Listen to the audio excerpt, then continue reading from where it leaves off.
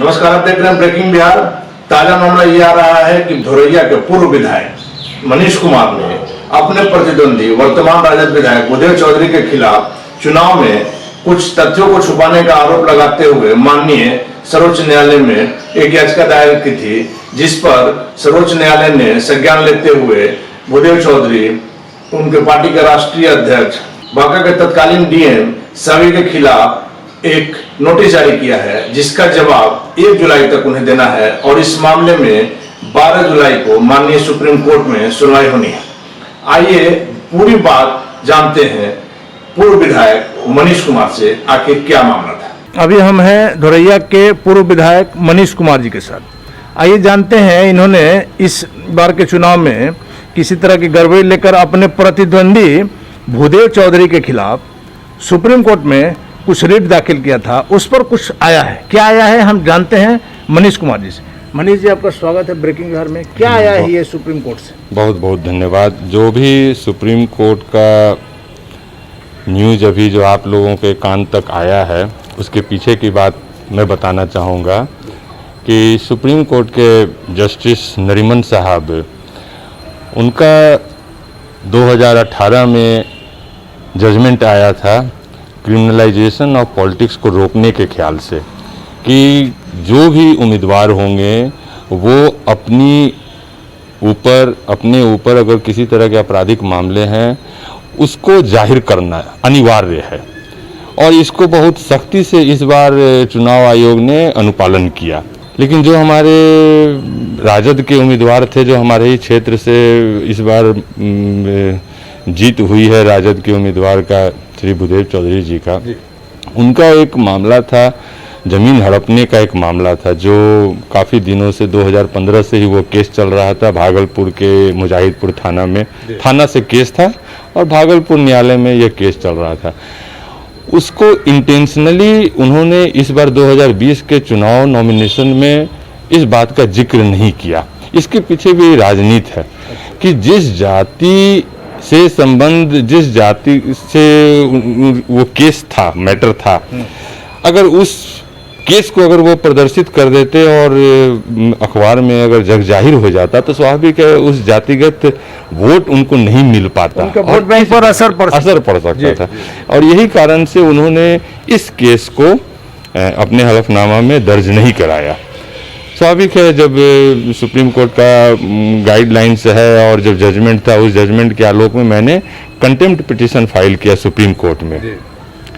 और स्वाभाविक है, मुझे विश्वास था कि जब सच्चाई के लिए लड़ रहे हैं तो सुप्रीम कोर्ट ने उसे संज्ञान में लिया। सिर्फ संज्ञान ही नहीं लिया बल्कि त्वरित कार्रवाई करते हुए 4/5/2021 को निर्देशित किया गया कि जितने भी कंटेमनर हैं, जिनके अगेंस्ट में हमने याचिका फाइल किया था, एक तो हो गए जो कैंडिडेट ही थे, भूदेव चौधरी हो गए, फिर उसके बाद जिस दल के टिकट से वो लड़े, ताकि में उनके दल वाले ने ये संज्ञान में क्यों नहीं लिया कि आपराधिक मामले हैं, तो उनके मुख्य आदरणीय श्री लालू प्रसाद जी, तो उनके ऊपर भी मैंने किया, भाई आपने ऐसे लोगों को क्यों दिया के, और भी जो लोग इससे कंसर्न्ड थे, मैंने सारे 6-7 लोगों पर ये याचिका किया और कोर्ट ने संज्ञान में लेते हुए सारे लोगों को नोटिस दिया है और 1 तारीख को सारे लोगों को अपना पक्ष रखने का 1 जुलाई को और साथ ही साथ एमाइकस क्यूरी बहाल किया गया। एमाइकस क्यूरी का मतलब होता है कि एक निष्पक्ष व्यक्ति को इन सारे केस से संबंधित जितने भी कागजात है उसका संकलन करके सुप्रीम कोर्ट को उपस्थित कराने के लिए एमाइकस क्यूरी भी एक बहाल किया गया है। तो जब इतनी चीज हो रही है, इसका मतलब है court is very serious. Court इसको संज्ञान में लिया और कोर्ट इसको सख्ती से कुछ कानून पास करना चाहता है, निर्देश देना चाहता है। लेकिन हमारे जो रिस्पोंडेंट हैं, जो आदरणीय श्री भूदेव चौधरी जी, वो उनका जो अस्थायी पता है जो नॉमिनेशन में भरा गया था, उस पते पर जब डाक से, स्पीड पोस्ट से सुप्रीम कोर्ट का चिट्ठी गया, नोटिस गया, उसे अस्वीकार कर दिए।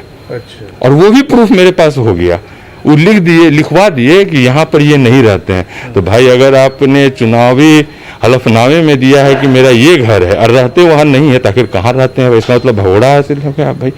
तो वही मामला है जिसका कोर्ट ने अभी संज्ञान में लिया है और 12 जुलाई को पेशी है। 12 जुलाई से पहले 1 तारीख को सभी को अपना पक्ष रखने का मतलब 1 जुलाई तक अपना पक्ष रखना है और 12 तारीख को वहाँ सुप्रीम कोर्ट में पेशी। हाँ, 12 को तो पहला पेशी होगा। अगर जज साहब को लगेगा तो एक ही दिन में जजमेंट देंगे, अगर लगेगा कि नहीं और मौका दिया जाए रिस्पोंडेंट को तो 2 बार में देंगे, 3 बार में देंगे। तो इसमें मनीष जी क्या लग रहा है कि पॉलिटिकल पार्टी के अलावा, जैसे आपने जो वर्तमान कैंडिडेट थे और जो पार्टी के राष्ट्रीय अध्यक्ष हैं उनका भी दिया है नाम, तो इसमें प्रशासनिक अफसरों का भी तो दोष सामने आ सकता है। नहीं, हाँ, स्वाभाविक है, प्रशासनिक अफसरों के ऊपर भी जिम्मेदारी तय होता है कि जिस कैंडिडेट को नॉमिनेशन भरते हैं, आप कम से कम अपने जिला में देखना चाहिए कि मेरे जिला में आपराधिक केस इन पर हैं कि नहीं।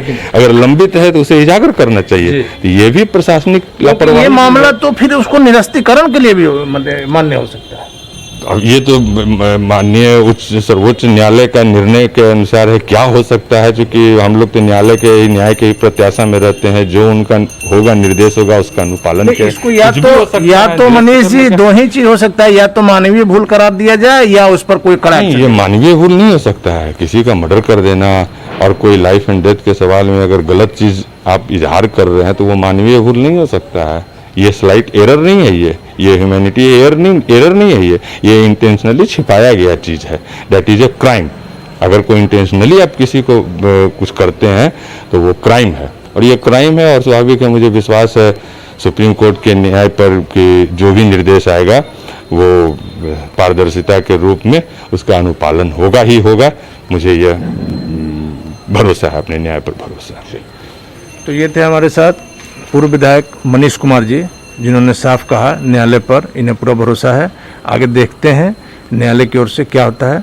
इसी बात को लेकर हमने वर्तमान राजद विधायक भूदेव चौधरी से संपर्क साधने की कोशिश की, लेकिन वो अभी दिल्ली में है, जिस कारण से आमने सामने बात नहीं हो सकी। फोन पर उनसे क्या वार्तालाप हुई, आइए आपको सुनाते हैं। एक मामला में बात करने के लिए किए थे आपको जी।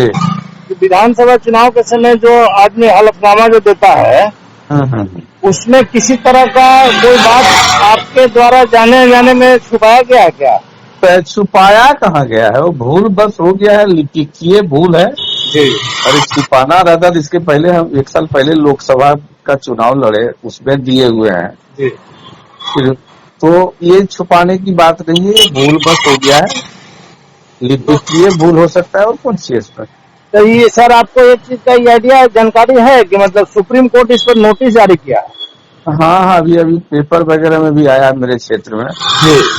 हाँ, ये सर आया है मेरे पास, उसका सारा डॉक्यूमेंट है। तो आप तो जानते हैं कि बिना किसी तथ्य के हम लोग को बात नहीं कर सकते। नहीं, ठीक है ना सर? तो मानवीय भूल है, वो हो ही सकता है, उसमें कहाँ कोई दूर है।